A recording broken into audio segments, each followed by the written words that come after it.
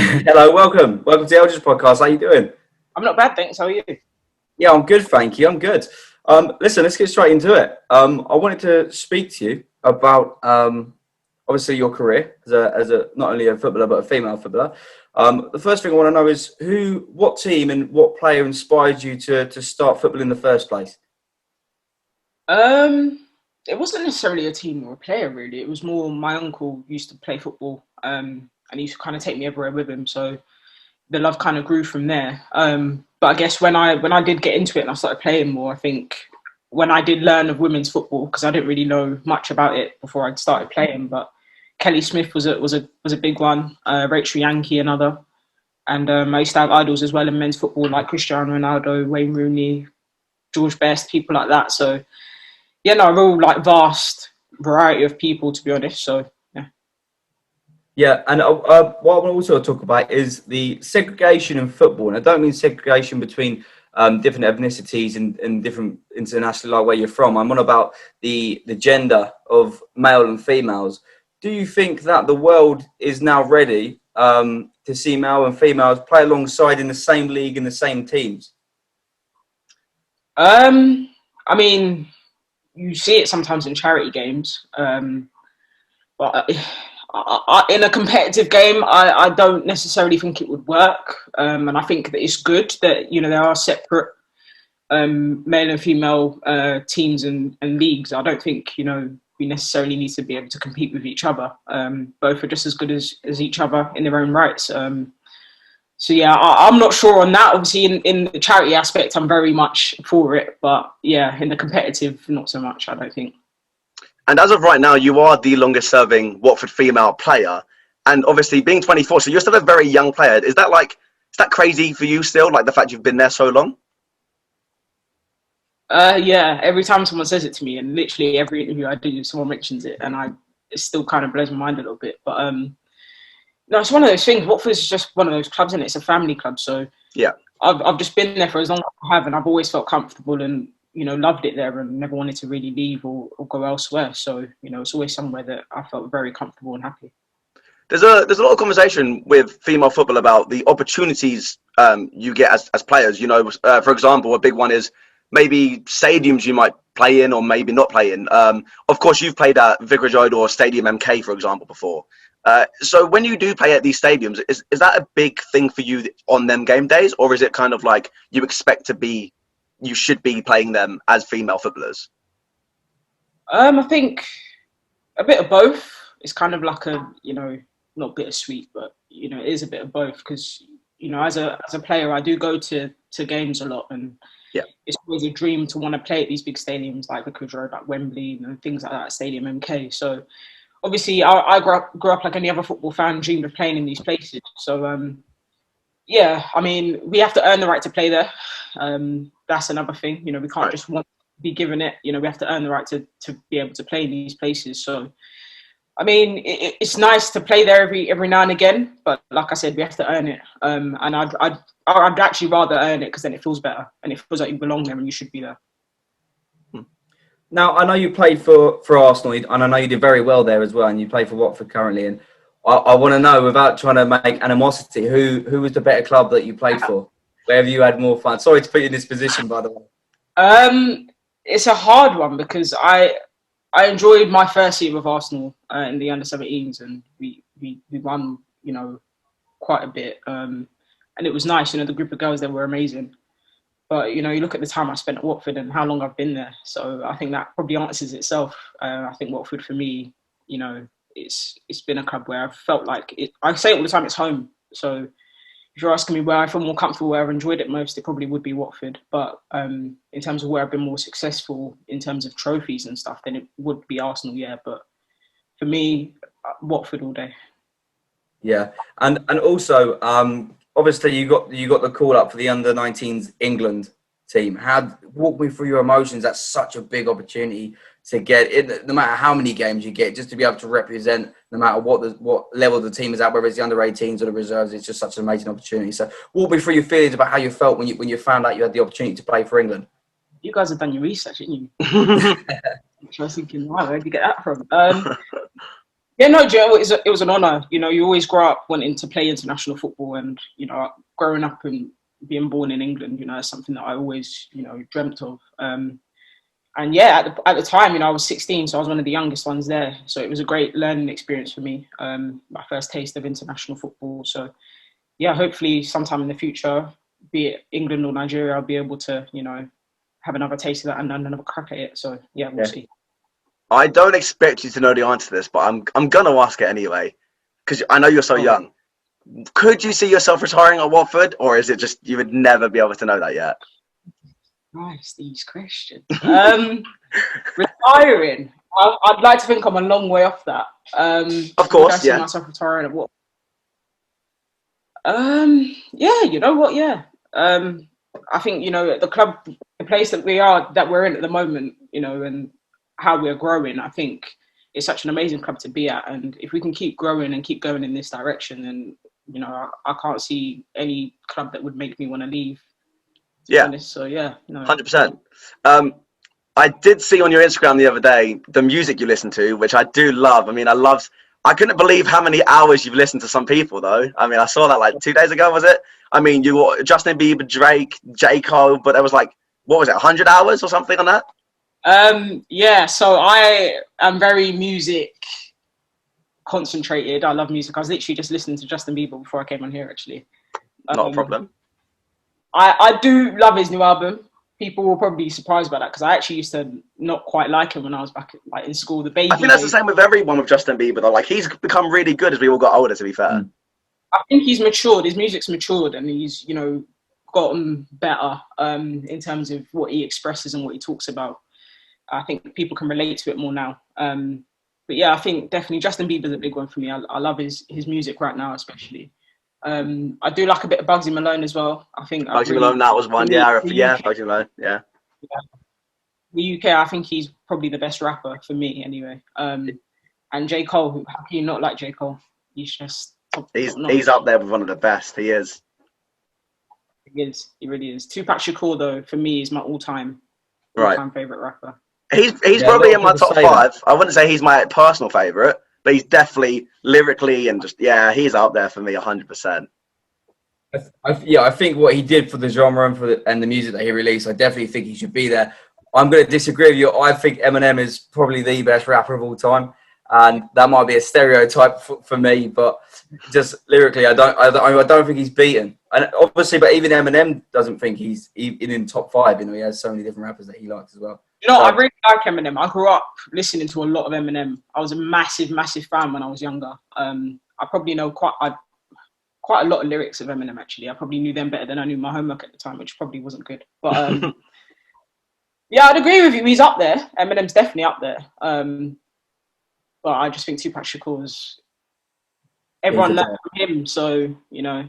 That's true. That's very true. Right, the next one, I'm going to put you in a bit of an awkward situation again. You're going to get a call. Let's say I'm an agent. You're going to get a call. You have one dream club that you can play for. The one club that would make you move from Watford. Who would it be? This is easy. Manchester United. Oh, no. Fair enough. Let's see. Why Manchester United? That's my team. That's why I support Man United. Oh, okay. So you want to represent the club. Okay, that makes sense. It makes sense. I mean, it could have been Tottenham. I'm not just saying that because I support Tottenham, but you know. You support Tottenham, do you? I do, yeah. How can I live in Watford and support Tottenham? It's ridiculous. Well, how can I live in Bushy and support United, I guess? That's also very true. Yeah, that's also very true. What I also want to ask is a lot of footballers have weird rituals before a big game or before they go on pitch. Is there anything that you do consistently, sort of like an OCD thing that you do before you go onto a pitch or for a big game? Music is the main one. Just calms you down, relaxes you, ready for the game. Yeah. I listen to certain playlists in certain orders. And I have to literally be listening to music just before we walk out. So not like in the speaker, but in like headphones. So the girls have got the speakers going and I've got my headphones in. Call me antisocial, but that's how I focus myself. But yeah, I think that's the one. I mean, I do wear cut socks and stuff like that. And, you know, kind of every player kind of does that now. But the one I think that kind of might be different to everyone else is the music. Yeah. I actually like the cut socks. I see Kiko Femenia does it for the The men's team. I quite Not like in it. that way. He puts holes in his like all Yeah, over. but I like that. I like the idea of that. That's more for his calves, I think. He's got quite big calves. I haven't got big calves, so I don't quite have that issue. But yeah, I cut them at the bottom because I like to wear the crew socks because we train in. I don't train in those long socks. I train in like crew socks. Yeah. So when I go to a match day, I kind of want to feel like how I do in training. So yeah, I kind of cut the bottom and then have my crew socks and then have the long sock bit on top and then put my sock tape around. Yeah. I mean, this is a podcast, so unfortunately for you, it's not going to be just about football. I mean, there's going to be so many random questions coming your way at some point, as there already has been, of course. Yeah. One thing I'm going to go off, it's nothing to do with football. Random topic, random question. Do you believe in aliens? Jeez. Do you know what? That's actually a very good question because I've actually started watching X-Files recently. Right. Do I believe in aliens? I believe there's other things out there. Do you know what? If I believe in aliens and if we believe in aliens, then we're aliens ourselves to these other aliens. Someone said that the other day. I don't know who said it. And it made me really think. But yeah, I do believe, I don't think they're like how we think they are. I think they look like us, but in a different like universe or whatever else. But it's not something I really think about a lot because I feel like it hurts my head. So It does after a while. There is a lot of evidence that they find water in plantations and stuff, all that sort of stuff on other planets. So it's very possible. I myself don't believe in aliens, but same as you, I believe there's definitely life forms out there on other planets. Whether they're even as small as bacteria or they haven't fully, evolutionized yet, I definitely believe that as well. 100%. I think you can't. What I want to speak about is your motivation, not just, to be an advocate for female football, but just to play the sport, because I think like the same in all sports, there might be a time, if it is rough and if you're not where you want it to be, how you keep yourself motivated to want to play the sport. Is there ever been a time where it's become difficult and you thought about changing careers? Yeah, I think in any walk of life, any career or any sport that you play, you're going to have those moments where, you kind of feel like it's getting a bit too much and you're not breaking through or, you're not quite where you want to be. But I've learned to kind of keep a level head. It's something I've learned as I've gone through football at the different clubs that I've been at. And it's something that always seems to work. Never get too high when things are good and never get too low when things are bad. Just kind of stay centered and, you don't see things as bad as they kind of, you think they are. So I think, it's all about, perspective and different things work for different people. So you've just got to find your thing. And, I know it's hard to kind of say that and, it's not as easy as that, but I found what keeps me kind of level-headed and motivated. And I'm really grateful for that. Okay. And just another one from me. I'm trying to rattle all of it off the top of my head. So what I also want to know is there's obviously going to be many more moments to come in your career where you're going to do all this amazing stuff. But as of now, you're so young, you're 24, but what has been your highlight or your favorite match or the best thing that's happened to you since playing football on the level that you're on? Oh God. Do you know what was a really amazing moment? And it could have been a better moment because I'll explain, but us getting promoted recently, that was an amazing moment. I think, obviously, when I say it could have been better, we could have all been together. I think we've missed a lot of that, togetherness.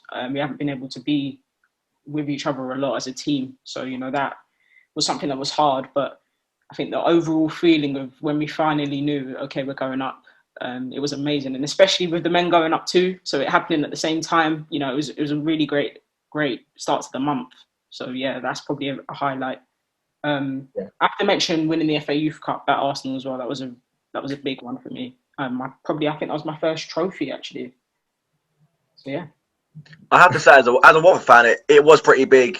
Men's going up and then you find out at the same time the women's. It was brilliant as a Watford fan. Even like, of course, I know a lot of Watford fans. Even the ones that didn't watch the female team, they were very happy about it anyway. So yeah, it was very good timing, I'd say, for a fan. What I'm curious, because you said about Man United and like that would be your dream team. If you was to play them and score, would you celebrate or would you not celebrate? I'd celebrate. I support Man United. I support the whole club, but obviously as a player in the women's game, I don't hold allegiances too much like that. Like if I was to score against them, I'm celebrating. Of course I am. It's a goal and you celebrate a goal. Even if, I was playing against Man United's men team, I'd probably celebrate because it's like, but I mean, yeah, it is what it is. I know people slated Ashley Young when he celebrated against Watford. Ridiculous. I slated him. I was in the rookery that day. He should never have celebrated like that. The goal that he scored, it was an amazing goal, to be fair. His 2 goals were stunning, but for me, I don't know. I'm hurt by him going to Villa as well. I feel like that whole thing was bad as well. So I don't know. I'm different. I feel like if I was to be a footballer and play against Watford, I'm not really sure I could celebrate because it's like I've gone there as a kid, growing up there. But also, you know what, it's different. If I was playing against Watford, I don't think I'd celebrate. Yeah, but here's a now I've just thought of it. Would you celebrate against Arsenal? Oh, yeah. You would. Yeah, it's different. I only spent like 3 years at Arsenal, so it wasn't like a massive. I wasn't there for very long, so I would. Plus, I'm a United fan, so yeah, it would mean a lot to score against Arsenal. So, but Watford for me, like I said, it was my first ever club. I was there from 11, Yeah. You know, and I've been here, and I'm 24. So, for me, that's different. It's more in my heart than Arsenal is. Are the I'm curious. Are the female team for Watford as invested with the, like, if the men's are playing on a Saturday or during the week? Are you watching the games or? Oh yeah, it was a funny thing because every time that there'd be a home game, our general manager, she knew to not even ask me if I wanted tickets because I'd always be there. I'd even go on my own sometimes. I just love watching football and the fact, you know, to get to watch live football, especially either Premier League or Championship, wherever it is, you know, I'm always there and down as long as I've got the time. So yeah, we're very invested, you know. Well, I am anyway. I can't speak for the rest of the girls. Yeah, I know Helen Ward, our captain's a season ticket holder, so yeah, she goes to every game as well. Yeah, I see her on, she's on Hive Live a fair bit, to be fair, as the well, she was during the Championship season. Something I've got to bring up because it came to my attention yesterday. Your shoe collection is absolutely mental. Like, you need to get rid of some of that stuff. Like, that's having too much. I've got rid of a few. Yeah, no, but there's having too much, and then there's like, you've got like that. You don't even need half of it, and you want to buy more as well. I don't get that. I don't understand that. Yeah, I'm going for more. I'm getting more. Of course I am. Yeah, I just love trainers. I don't know. I know. I started working at Converse when I can't even remember how old I was, and I started getting like discount and abused it. Yeah, I used it. I fell in love with it, and then I got, you know, with trainers you can kind of get grails. You can get ones that are very sought after. I think I got Sakai waffles at a point. I've got them now, actually. They're probably my favourite shoe. And when I got them, oh my God, I was like, I'm in love with this kind of collab, the trainer collabs. For me, they're the best. So, and they're obviously worth the most. But I don't like resellers. That's another thing. I know I used to be one to an extent, but it's annoying when you can't get the shoe you want. So I stopped doing all of that. And, you know, now I'm just for the love of the trainer. I just love wearing and having nice shoes. Right, so we've got Czech Republic tonight, right, for the Euros. We're all going to be honest. I don't think it's coming home. I really don't. Look at you two. See, I'm more of a MMA sports guy, and you guys are both clearly football fans. Because as soon as I said it's coming home, you both gave me the most dirtiest looks I've ever seen. But what I want to know is, how far do you think we're going to make it in the Euros? Do you think it's coming home? I don't think it's coming home. How far we're going to go, I don't know. It's down to Southgate, I guess, and what teams he puts out. It'll be interesting, though. It'll be interesting to see today what happens. Obviously, you've got the two boys that are quarantined at the minute and can't play. So it'll be interesting to see how that changes his team. But yeah, no, I think they'll do all right. I'm not sure where they'll get to. Yeah, I don't know. What do you guys think? You said earlier about whether it's England or a Nigerian call-up as well. So, as you said, I don't know how it works with the women's team and the men's team. Do you guys ever gel together? Do you ever get to spend time with the men's team as well? Because, of course, you got Chusta Kong there. 2015, there would have been Odi Nagalo, Nigerian as well. I don't know if you would have got to... How does that work? Do you get to spend time with the men's team? Recently, no, because of COVID and stuff. We haven't really been able to kind of see them a lot. But we do speak to them on social media and stuff like that. We are connected with them. But yeah, COVID's kind of killed the social aspect in person. Yeah. What's obviously just promotion is big for the Watford female team. What what are your targets for next season? Because getting promoted is always difficult to think ahead of the new season in a complete new league. Like when Watford first got promoted 2015, I remember it was just avoid relegation. Is that the same for you guys? I don't know. I think you got to be in it to kind of do well. You can't just be thinking, oh, we've got to stay up. I think obviously that is something we want to do, is to stay in this league, but I think we've got to aim a bit higher than that, so we don't get dragged into a relegation battle. But we just want to enjoy being here. We worked hard to get here, so we're just going to enjoy it and see how far, what we can do, and what teams we can beat and how much we can compete. So yeah. So I don't want to keep racking up. Brand, do you have anything else to say? I don't want to keep racking off if you have like some other things. No, I was literally just going to say, what's your goal as a career? Obviously, you're only 24. You've got 10 to 15 years, before you even have to consider retiring. What would you like to finish on? What would be your dream? Would it be to move to Manchester United and play, for them? I mean, to be honest, I don't think about that. I just kind of let it happen, and as it happens. Live in the moment. Live in the moment. That's very much what I'm like. I don't really like to predict things, because when you predict things, they don't come true a lot of the time. But I like I said, I'm happy to stay at Watford. Man United is a dream for me because it's Man United. But yeah, if I'm being honest, I'd be more than happy to have the rest. Stay at Watford and get us some more goals. Yeah, exactly. I need to score. So. The one thing I think is absolutely brilliant for female football, especially, is over the last, let's say, 5-10 years, the crowds are definitely getting bigger at the games. Like I love seeing it. I remember it was a few years back, the England's women's team played at Wembley. It was like 60,000 people there. I thought it was absolutely brilliant. For you yourself, as you're going along with Watford specifically, are you realising each season we're getting more and more people coming to watch you guys?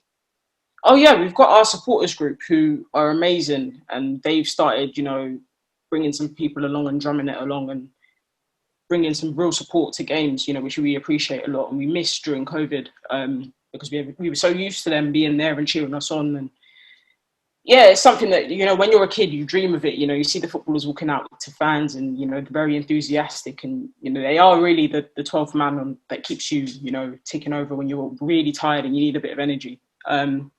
So yeah, do you know what? The support is amazing, and it has something that we've noticed has picked up quite a lot. And long may it continue. Hopefully we're entertaining enough to keep having fans wanting to come down.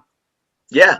I was going to say, in the Premier League, you've got, now Watford back up, you've got your Troy Deeneys, Jamie Vardy, Mason Mount, Declan Rice. Like, they're very honest in their interviews, and like they've got a bit about them, Is it a fair assessment to say that you're kind of like that within the women's game as well? You say it how it is on camera. You're quite laid back and say it how it is. Yeah, I think you have to be. When you kind of try and make up a facade, you get found out. People know it's not you. So I think you've always got to be yourself. You can't be anyone else. So yeah, I think, I don't know. Maybe people do say I'm well spoken, and I speak my mind. But yeah, I guess that's just how I am. Yeah, that's great. Another thing as well, I was going to go into this after the alien topic, but I forgot. So is religion and God a big thing for you, or the female changing room as well? I don't know, we don't really ever talk about it a lot. For me, I grew up in a religious family. I used to go to church when I was younger. I've been confirmed and that, but I'm not like very religious. I can't go to church on Sundays anyway because we play on Sundays, so it's a bit hard. But right. Yeah, I'm not super religious, but I do have faith within my family and stuff. So yeah. Yeah. And talking about family, who's giving you the most support? Since you've started your career, is it a coach? Is it family members? Is it the club? My uncle, 100%. He's always been encouraging me. He was there. Do you know what? My mum didn't want me to play football, and my uncle was the one that was encouraging it. She just said, "You know what? Look, if you're going to encourage her to play football, you take her to all the training and you take her to all the games." And he did. And I'm playing now at the level I'm playing at, and it's all thanks to him. So yeah, he's been the one that's really supported and got me here. So yeah, I'm really thankful to him. But all my family do, to be fair, support and look at the fact that I play football and really enjoy seeing me enjoy myself. So yeah. If I'm not mistaken, you're from Harrow, if I'm not wrong? Yeah. Right. So do you still get to see, you're a Bushy, you said, so I'm guessing you still get to see your family and friends quite a bit then? Oh, yeah. I try and go as much as I can. It's only down the road. It's only like 10 minutes down the road, so yeah. Yeah, well, yeah. I mean, we used to live in Bushy. Obviously, moved just a bit more towards Watford Stadium. Is pretty much it now. Really, it's the only difference. But do you ever go out maybe and get recognised by some Watford fans, especially ones that would go to the female games as well? Yeah, I do. I think. Do you know what? Actually, yesterday I think I was on my way to work and I got stopped by someone, which was quite like weird because I was masked up and everything, so I didn't know how he recognised me. But it's always surreal when that happens because when I look at it as like I'm not like none of us like are really on TV or anything like that. So Watford's quite a close knit town, so I guess that's probably what it is. Yeah, no. And with the way the leagues work, because I'm still actually like I would say I took an interest in the women's leagues probably about 3 years ago, roughly now. So I'm still trying to learn it. So, how many divisions are there? Because I know you guys have just been promoted to the championship one, right? Which is the one beneath the SWL, I believe, isn't it? Oh yeah. Yeah, yes, that's one beneath it, right? So this is what I'm trying. So if you guys were to do well in that, of course, whether it's promotion or staying up in it, cup wise, is it a lot easier to get your Man United, your Arsenals, your Cities, and stuff like that?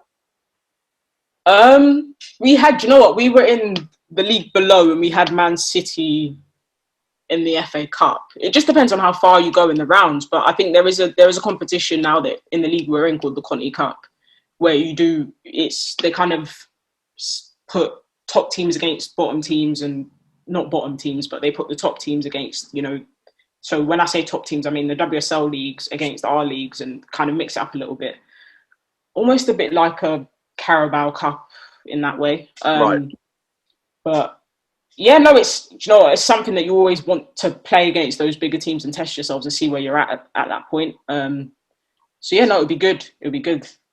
What's something you do outside of football? You like hobbies, or whether you just a TV show, anything? PlayStation. I love. What do you play though? Do you know what, FIFA? I used to like FIFA, and I'm not liking it anymore. They've changed a lot of stuff. It's shit now. FIFA's shit now. I hate FIFA. When it was in that day, I think I did like it, but I think I'm more into NBA 2K now. I play a lot of NBA. It's really weird you said that. We were talking the other day about in real life and on Xbox and PlayStation, like trying just different American sports. We're talking about NBA. We really want to go see ice hockey. We're just like we want to try out different sports, you know, like why not?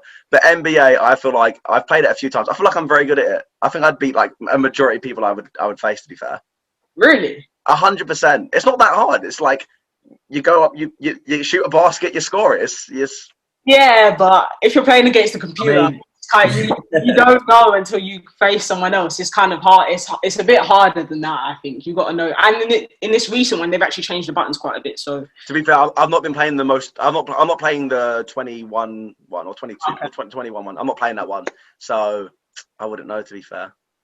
Oh yeah, see, it's got harder. The game's changed. The game has changed. You need to get onto the new one. I love Justin Bieber's music now. I think he's brilliant. J. Cole as well. But a lot of people get surprised is our favourite music is more like, you know, Frank Sinatra or like Michael Bublé or, you know, I don't know if you have any people like that in the change rooms who listen to that kind of music, but...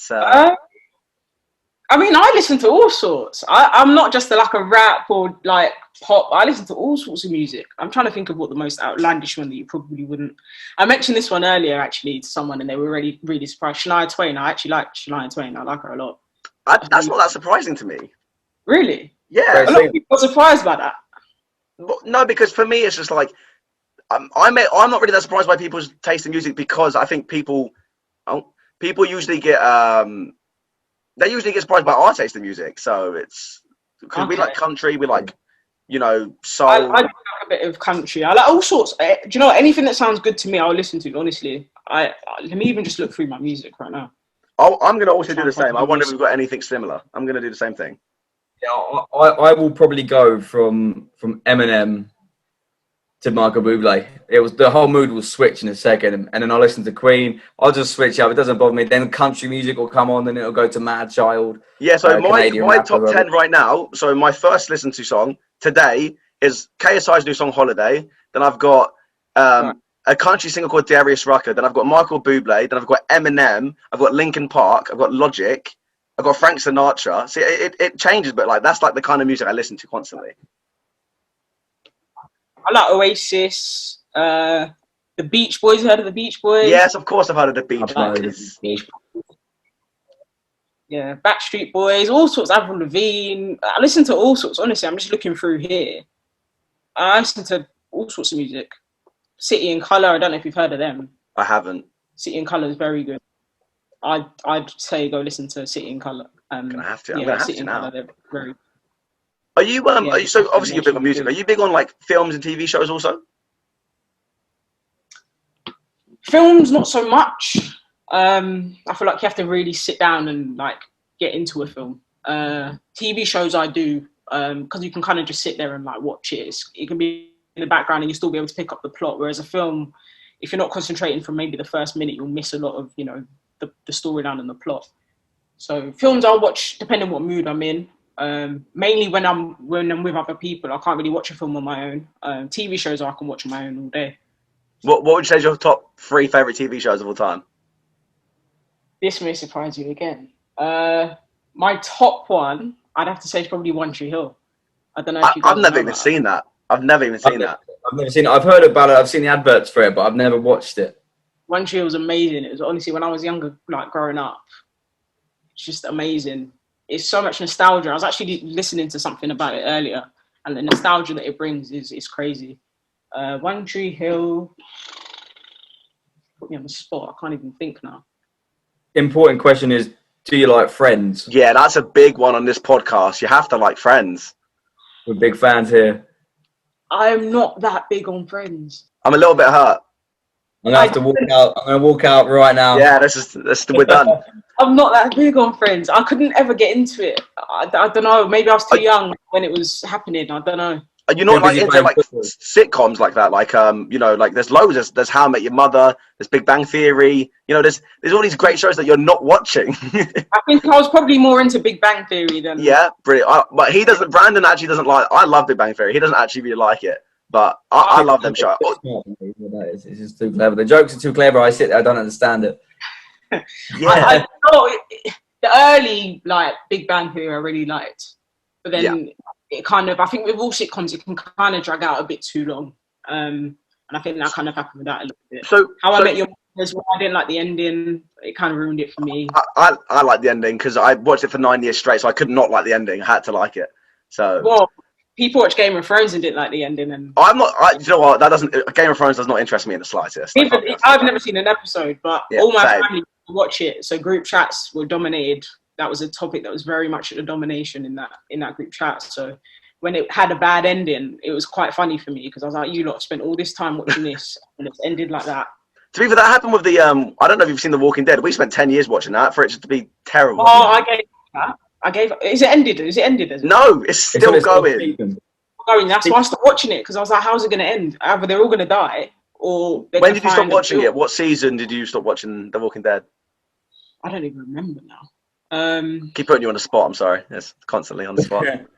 I can't remember, but I'm trying to think. Is what's his name dead? Rick.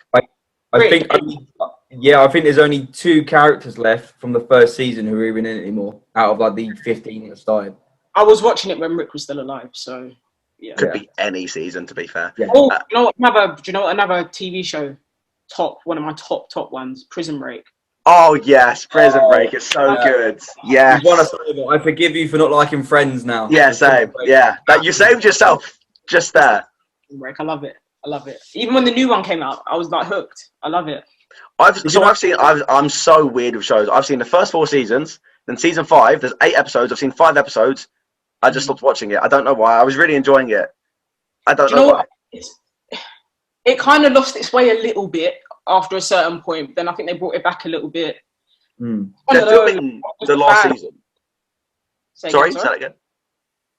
Oh, I was just saying that there's Prison Break. They're filming the last season, so like there's filming season 6 now, but they've confirmed that's it now after season 6. But for me, season 5, I was watching it, going along with it, and like they're in, I can't even remember what country they're in. I don't know, but they're just all over the place now with the storyline a little bit. But I'm enjoying it. But I tend to have a really bad attention span to like Stranger Things. I watched the first season, loved it, never seen another episode since, even though I liked it. I've not actually seen Stranger Things. I've heard a lot of people go on about it. I've not actually really seen it though, so I probably should maybe. It's amazing. It's amazing. Did you know the actor who plays Michael Schofield? He's British. He's from the Midlands. Yeah, he's from the Midlands. Yeah, he's not English, is he? Oh, he is. Oh, let me Google it quickly. I'm telling you, I know he's from. He's from a small little town in England. Actually, he might be. I think I did kind of read something like that, but he doesn't have. I'm disagreeing with both of you. Nah, Wentworth Miller is not English. He doesn't have an English accent. He's got an American accent. He must have been. He's got a great American accent. Okay, I'll tell you where he was born. When it comes up. I so hope you're wrong. I know I'm not. I know I'm not wrong. He's from Chipping Norton in Oxfordshire. Oh, really? One of the poshest places, and on the TV show, he's got tattoos all over his body, and he's killing people. He's from Oxfordshire. That's it. Has he got? I'm trying to think. I've heard him in interviews. I don't think he's got a British accent. No. I think he grew up in America then, definitely, because he speaks American. Yeah, some actors, I think, because they play a role for so long. There's another guy from Newcastle have you ever seen Sons of Anarchy? Oh yeah, Hanum, yeah. Yeah, so he's from Newcastle, and when he does all the interviews, he just speaks an American accent, and I think it's just because he's been playing the roles for so long. And he just same with Tom Holland from Spider-Man. To be fair, he does American sometimes as well. But yeah. So what I wanted to ask you, sorry, as well. I know that's our topic. So you're not that big on films, but I'm going to ask you anyway. So films, you said shows. What's your top 3 films and your top 3 genre of films? I'm interested now. Genre, I'd say I love war films. Yeah. So I think Private Ryan, Pearl Harbor, like films like that. Have you seen I very small chance you have, but have you seen The Pacific? Oh, I had a book on The Pacific. I don't know if I've seen it actually. It's a mini series of 10 episodes. It's similar to Band of Brothers. Is it on like Sky? It was on Sky One when it was aired. Brian Hanks, it was Steven Spielberg and Tom Hanks produced, wrote it, and directed it. Okay. I don't think I've seen all of it. I might have seen like 1 or 2 episodes, but I don't think I saw all of it. That is honestly, it is one of my favorite World War II things I've ever seen in my life. Do you know what? Now you just like helped me remember what my top film is. My top film is probably Hacksaw Ridge.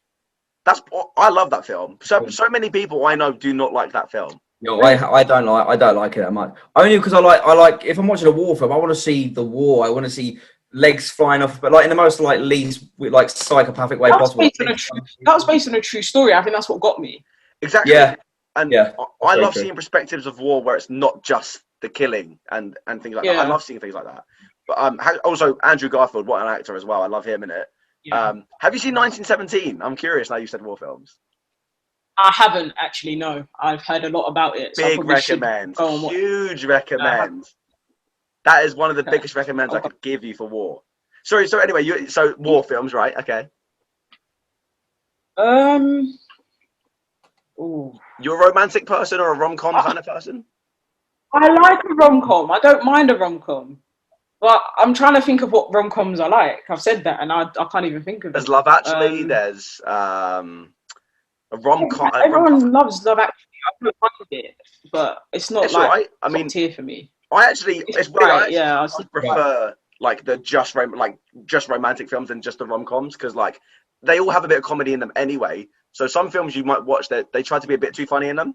I just love the storylines and the love stories are so weird, but I'd like. You know what? As you say that, Dear John was one that I really. Dear John was one of my favorites. That's probably one of my favorite. Yeah, that's probably one of my favorite. I love Channing Tatum. So yeah, I've seen that. Doesn't surprise me. Who doesn't love Channing Tatum? I love him. I love him. I love him too.